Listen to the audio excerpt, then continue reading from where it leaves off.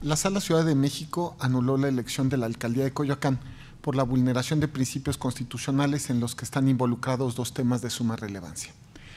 el uso indebido de recursos a través de un programa social y la violencia política por razón de género. El proyecto, como acaba de dar cuenta la secretaria, propone revocar por lo siguiente.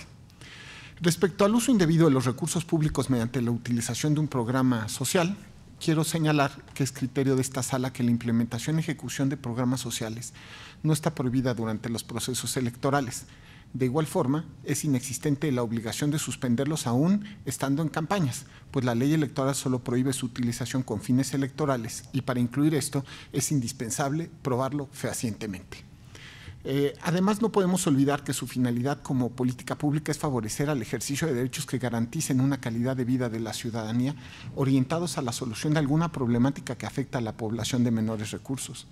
Partiendo de este escenario, el quid que enfrentamos para resolver este tema planteado es: ¿está acreditado el uso del programa social a tu lado con fines electorales? Si bien es un programa social con reglas de operación que no fueron controvertidas, que consiste en la entrega de una tarjeta como medio para otorgar un beneficio social de carácter económico, del análisis y valoración de las pruebas que obran en el expediente, se concluye que no se acredita su uso con fines electorales.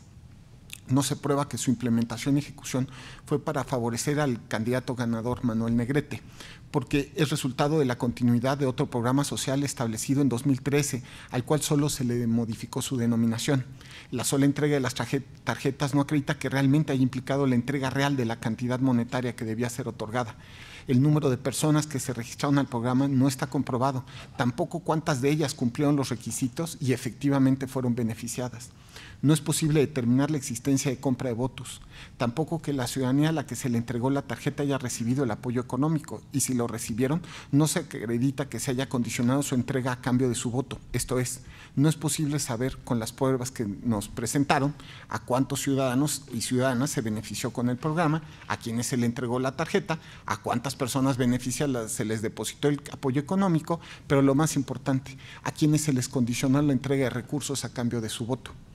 Tampoco hay pruebas que adviertan que el incremento de beneficiarios del programa social tuviera como fin influir en la campaña electoral de una candidatura o partido político, pues la ampliación de los beneficiarios no está prohibida y esta se implementó previamente a la campaña electoral.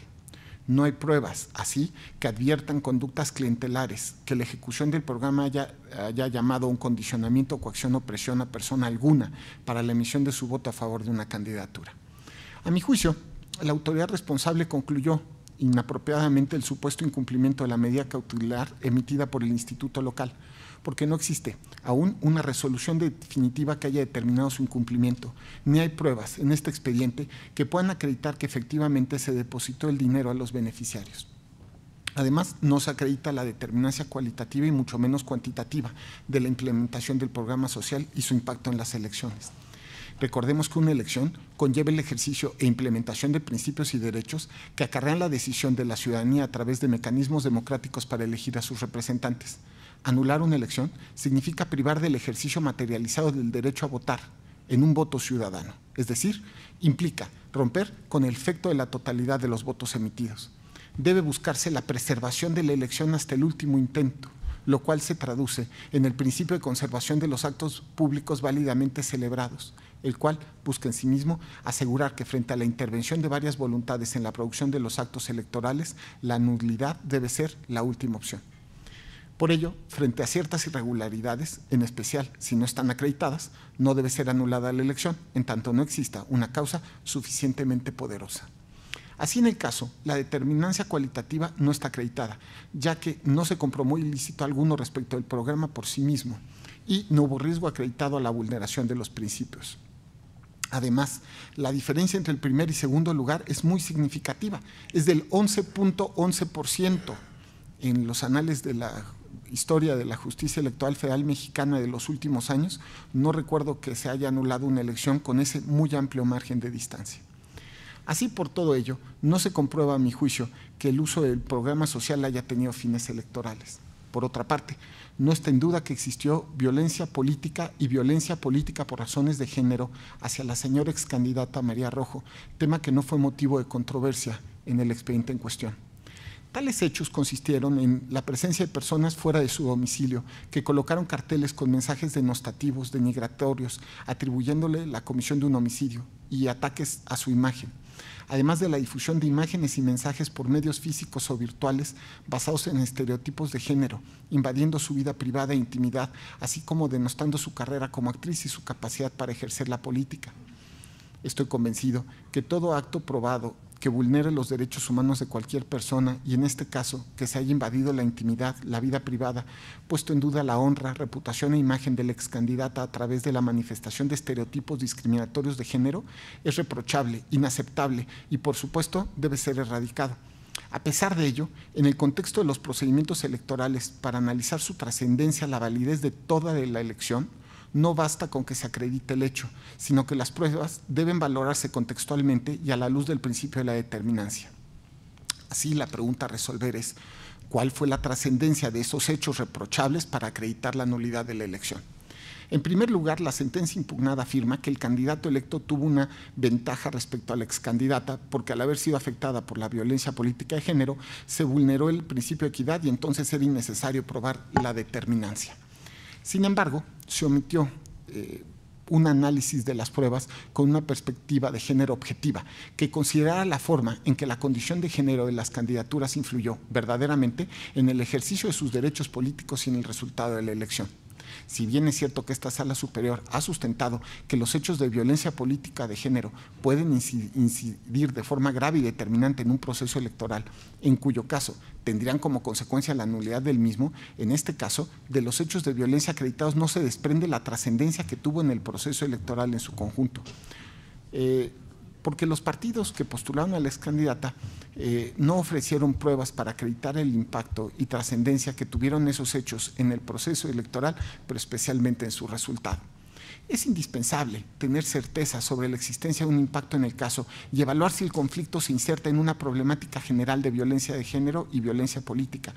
tanto desde una perspectiva cualitativa como cuantitativa, pues lleva inmerso también el principio de conservación de los actos públicamente celebrados. Y en este caso, en los resultados de la elección, no se comprueba que los hechos que acreditaron violaciones tengan conexión con el resultado de la elección. Tampoco tenemos elementos para conocer respecto a los videos difundidos cuántas personas durante la campaña fueron influenciadas con estos. No se demuestra que el número de reproducciones que tuvieron que examinar tuviera trascendencia para la elección, o siquiera el número de personas que pudieron verlo. No hay pruebas fehacientes que muestren que militantes o simpatizantes de los partidos políticos que postularon al candidato ganador, ni este mismo, hayan sido quienes cometieron las conductas de la violencia política y la violencia política de género. No hay pruebas contundentes que acrediten que los hechos de la violencia afectaron en ese contexto los derechos de la excandidata, ni mucho menos que se le haya impedido hacer campaña o actos de propaganda para llamar al voto. Por todo lo anterior, sin dejar de reprochar los actos de violencia política y violencia política por razón de género, considero que las violaciones acreditadas no trascendieron el resultado de la elección. Ahora bien, el alcance de esta decisión no pretende negar los hechos reprochables, al contrario, desea visibilizarlos, condenarlos y erradicarlos. La invasión a la intimidad y vida privada en el marco del debate político y en el ejercicio de la libertad de expresión no debe permitirse, aceptarse, tolerarse, sobre todo cuando se refiere a una mujer por su condición de ser mujer o por su género, estereotipándolo discriminatoriamente. Las autoridades, al quedarse inmutables ante esos sucesos, consienten e indirectamente permiten esa violencia. El ejercicio de las libertades constitucionales no puede vulnerar la dignidad humana haciendo alusiones a la vida privada que trasciende las relaciones interpersonales. El arte, la vida artística y la dedicación de las personas a cualquier tipo de carrera o profesión tampoco debe ser objeto de denostación de la persona para incidir en la ciudadanía. Ello no puede ser tolerado en una democracia incluyente que considera a todas y todos con sus derechos, formas de vida, de pensamiento, en fin. Por esta razón, se proponen medidas de protección que vinculan autoridades competentes y bajo sus facultades para que, en lo inmediato, implementen las acciones necesarias para garantizar la seguridad e integridad personal de la excandidata, claro, siempre y cuando ella las acepte, y también para generar herramientas y normas que prevengan nuevos hechos similares de violencia política por razones de género y a todas las mujeres que participen en procesos electorales futuros en la Ciudad de México. En fin, La violencia política y la violencia política de género deben sancionarse. Sin embargo, en este caso, considero que esa sanción no es la nulidad de una elección, es decir, no debe castigarse al electorado quitándole validez o borrando totalmente su voto, porque no está demostrado que ese voto haya sido de alguna forma influenciado o involuntario por tal circunstancia, especialmente si se considera el amplio margen de distancia entre primer y segundo lugar. Enfatizo, es del 11.11%. Ante la nulidad de elecciones por principios constitucionales debemos tener miradas abarcativas que incluyan todos y cada uno de los factores que estuvieron involucrados en cada elección. Así, al juzgar, tenemos el deber de analizar todos los actos que pueden contravenir el sentido sustancial de una democracia a la luz de los actos públicamente celebrados. Y al no tener las pruebas contundentes para anularlos, debemos garantizar la voluntad popular manifestada en la expresión del voto. Esas son las razones que me llevan a proponer el proyecto en que se revoca la sentencia impugnada, se confirma la sentencia emitida por el Tribunal Electoral de la Ciudad de México y se dictan medidas de protección a favor de la excandidata. Gracias, presidenta.